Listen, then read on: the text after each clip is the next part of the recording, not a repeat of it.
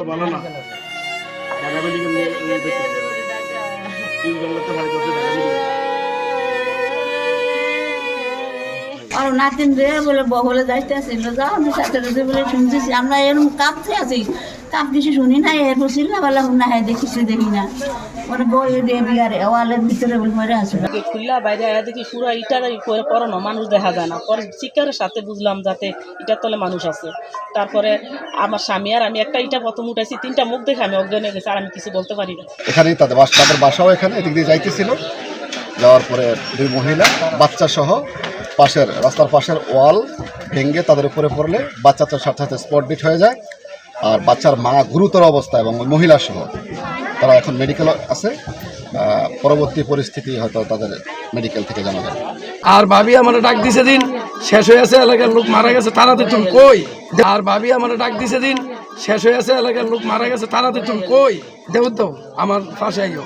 পরে দেউরে আমরা দুজনে আসছি, আসার পরে আমরা সমস্ত ঈদ দেখা মানুষ মারা দেখা আমরা দুজনে অজ্ঞানের মতো অবস্থান চিকুর বাকুর করতেছি। এলাকার লোক সমস্ত লোক আসছে এবং আমরা 2 জন নিহত, 1 জন মারা গেছে, 1 জন মারা গেছে, 2 জন আহত। এখন আমরা দোনো ভাইয়ে এই সমস্ত ইটটি আমরা ওদিকে দিকে সরাইয়া লাশ বার করছি।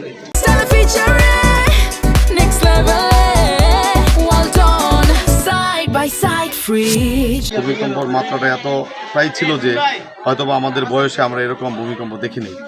তো আজকে এই একটি নিষ্পাপ মাসুম বাচ্চা প্রাণ দিল। বাচ্চাটার মাও অসুস্থ।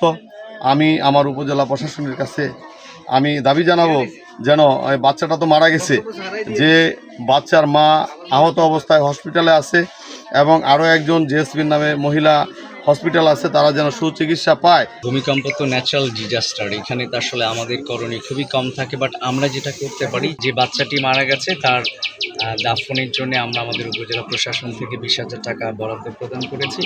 একই সাথে তার মা ট্রিটমেন্টে রয়েছে এবং একজন প্রতিবেশী ট্রিটমেন্টে রয়েছে। তাদের চিকিৎসার ব্যবস্থা আমরা খোঁজ খবর নিচ্ছি। তাদের সেখানে কোনো আর্থিক সহযোগিতার প্রয়োজন হলে সেটি আমরা উপজেলা প্রশাসন থেকে করব।